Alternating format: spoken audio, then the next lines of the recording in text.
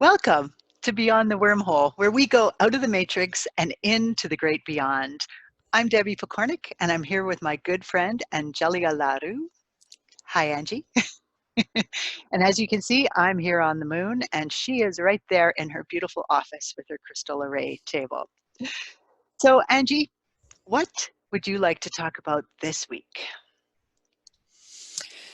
So this has been a very exciting week, traveling out of body. So understanding that we all have, different levels of consciousness, and consciousness builds on itself, right? And there comes this point where we can begin to go through the wormhole and beyond the wormhole. So I thought I would share a little story from Beyond the Wormhole. Please do. All right. So this actually happened with a few people. There's a point where it's possible to open wormholes and take multiple people through them in an out-of-body state. So when I say out-of-body, I don't mean astral travel, which is something we can all do. This is more of etheric travel. We're using a different part of our field to do the traveling in. I prefer it because I can remember it. Astral traveling, I don't tend to remember. Okay. And this is something that you can either come on naturally in the course of evolution of your consciousness, or there's trainings that you can take in mystery school traditions that will teach you how to do this. So we decided we wanted to go explore another world, another civilization that was similar-ish to ours. We didn't want it to be so different that we couldn't relate to it. And so what we did is I opened a wormhole and we went into the upper stratosphere. This is outside of the range where the satellites are. You can look back and see Earth, not as far out as the moon. And we just looked around for a sixth dimensional ship, which is a great place to travel because everybody is very, in their own evolution, they're very love and compassion filled. And so you're either ignored when you land in their towns or met with curiosity and compassion. So just Okay. Nice mix. Yeah. So we found a ship and we boarded the ship. And that ship only had two beings on it. One of them was some type of AI, but it had biological components to it. It wouldn't interact with us, though.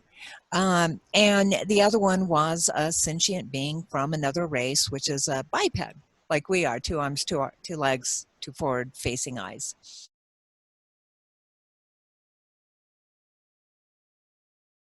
Oh, okay. And it was the first time I ever saw a holograph. Now, I've been on other planets. I knew there was a holograph there, but I wasn't able to see it in an out-of-body form. And this is the first time that I finally am able to see one. And it was a very exciting moment for me.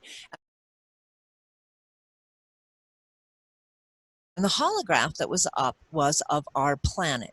And he basically told us he was a scientist. He was studying our planet, and he was studying ice flows, mining, deforestation, just kind of all the big planetary things that we're doing that show up that are changing the face of the planet. Right. And that's, what was our impact on the planet? And he was just collecting data. He clearly told us he was non-interference. And in the front of the ship, there was this small platform on the deck. And I was very fascinated by it, and I kept finding myself over by it. And he told me it was a wormhole. And he takes that wormhole every day to kind of come to work. And his job is collecting data from our planet. And he invited us to go through his wormhole to his planet. He said, I'm looking at your planet. Would you like to look at mine? Now, isn't this like getting into a stranger's car? because we Yeah. use our cars to go back and forth to work, and getting into a stranger's. Okay. Anyway. He was a nice guy. Like, you know, in this form of out of body, you can see how much heart energy is coming out. You can see the colors in the field, or if there's dark spots in the field. Like you can, truth and telepathy at this level is how the universe works, and there's nothing hidden. So if there's any dark agenda whatsoever, we can see it. Right. And we wouldn't have accepted his ride through the wormhole. Of course. But Of he course. But it was, still sounds interesting. yeah, he was a very gentle, gracious being, and it was very exciting to be invited to his planet. So we went, and the first thing that, as we came in, we saw like an archipelago world.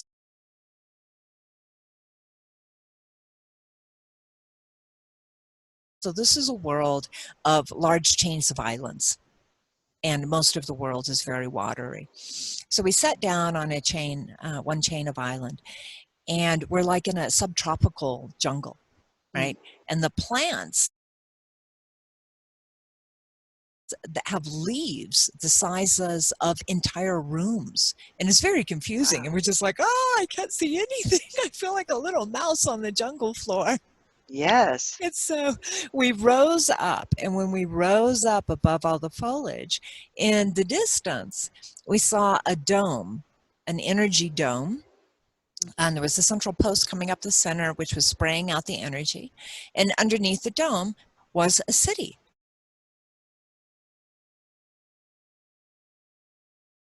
And we're like, oh, that's where we should go. So we floated to the city, and we floated into the city. And, you know, first we wanted to go look at this pole, and it looked like this like Nikola Tesla pole, and it sent out this big dome of energy, right? And we asked, because at that point we still had telepathic communication with the gentleman, the scientist on the ship, back on our planet. And telepathy works like that, right? Okay. And he said that it was protecting their world from them. So it was keeping the emissions of their society endomed and not going out.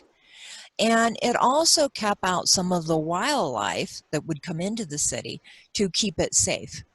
Now, we did find some wildlife in the city. There was this, some dog-like creatures that had antlers. Yeah. Okay. There were some squirrel-like creatures, but they had foliage on their back instead of fur. And the one I particularly remember the most was, and I never got to see it, but there was some giant, there was a lagoon that came into the city, and the city was kind of built around the lagoon. And in this lagoon was some giant underwater creature, and it could feel me and I could feel it, and it kept sending up bubbles at me.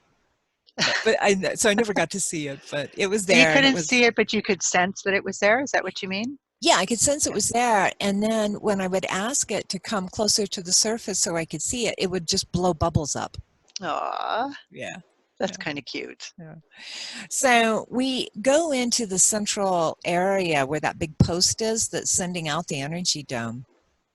And on the way there, I noticed these like energy tubes weaving through the city about a story and a half up. And they're just big tubes. And they're energy.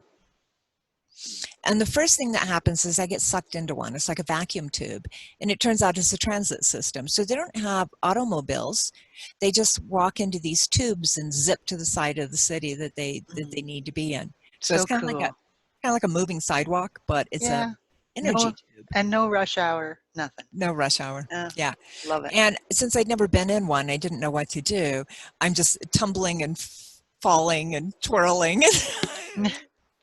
And the gentleman that I'm traveling with is like, Angie, where'd you go? And I'm like, I'm lost in a vacuum tube. I'll get back. Don't worry. So I finally figure out how to exit the thing. And then it's very easy to see the central pole of the city. So I go back to the central pole of the city, which is around a big plaza. and there's a big shopping area there. Now, the most fascinating thing, and I do have drawings of all this because when we came back, we drew it all, was they had modeled all of their buildings and their structures after the natural world. So apartment buildings were like long fronds of grass, Hmm. right? Or apartment buildings would be like little clusters of cabbages, Hmm. right? There was this central shopping area that had these long trees that came up, and then instead of foliage, they had like stained glass all in Wow. between them. And then the stained glass actually turned into where it actually looked like dragonfly wings as well, right? And this was the dome of a central shopping area. There was no right angles in the city anywhere. Hmm. And that in the people that we met out on, there was a promenade that went around that lagoon that had the creature in it. And we'd spent about half a day now, and it's becoming late afternoon, and people are out walking on the promenade. And they were just the nicest, most pleasant beings. Hmm. And we never ran into any of them that had bad energy or anger or stress or anything. And so I really thought about, how does architecture influence our psychology and emotions? We live in a world with all these right angles, hard corners, hard metal objects, pokey things, Hmm. right? It's very patriarchal, right? Yes. And this is a world that mirrored Mother Nature. And in fact, all the construction materials seem to be made out of like cellulose, like made out of plant matter that they had somehow made into structures. Hmm. There was no visible light bulbs. Instead, the building archways would just glow. And there was strips along like the promenade and stuff that would just start gently glowing. And we kept seeing little squirrel-like things and the dog thing with the antlers. And so we asked our scientists back on the ship, if these were pets, or if they were zoo animals or what. And he was actually mortified. And he said, no, they choose to be here. We don't have pets and we Ooh. don't have zoos.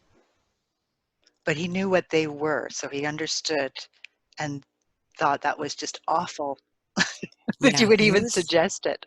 yeah, kind of mortified as seeing an object like, a living being Mhm. as a pet, which infers, there's a lot of inference in there that we're the master, right? And Absolutely. that did kind of shock him that we were suggesting that they would do that. Yeah. Interesting. No, very different psychology. Yes. So in the central area, we found something like a museum, which was just fascinating. Um, and then we're starting to run out of time. The sun is starting to set. And so we decide, let's go to some place in the city, which is very popular, very desirable. Where would, these beings want to go for, a birthday and anniversary or something special? And so we end up in front of this building, which looks like like an acorn squash, and it's spinning, Hmm. right? And we can't find a door. We can't Yeah. figure out. So we just kind of will ourselves into it. And I'm very excited because I want to see what their tables look like and what their food looks like and all of that. And instead, I got motion sickness. Oh no. I know. A spinning restaurant. Uh, it could be because earlier on you were spinning through the tube, you got stuck in the tube and Yeah, I was probably You'd already getting a little been bit through a motion sick. Yeah. wormhole. Exactly. Yeah, but this is now I'm sick. And so I have to Aw, leave the restaurant. And my travel partner's like, Angie, where did you go? And I'm like, I'm sick. I got motion sickness. And he's kind of like, yeah, I'm feeling that too. So oh, he comes out. We do tour around a little bit more, and then we go back to our bodies, and we have this just fascinating conversation about how can you be out of body? It's not like you took your visual cortex with you. true. How can you get sick out of body, Yes. right? Like this is one of the edges of consciousness that we don't understand. We know how to go all over the universe, but we don't understand how you can get motion sickness back in the body that you left behind when you traveled in a spirit form. That is a really good question that Yeah, honestly, I was so with you on the story that I was seeing you as you there, body and all. So, good yeah, point. yeah. No, we're actually a glowing orb when Right. we're there. Yeah, we're just a Which glowing orb. makes sense. But as a glowing orb, for example, when you went into that tube, it's hard to imagine it spinning around because you would think it would be spinning around all the time. Mhm. Yeah. And and I think when they travel in it, because they're very physical beings, although when we travel out of body, I think I'm breaking up. Nope, I'm back. Okay.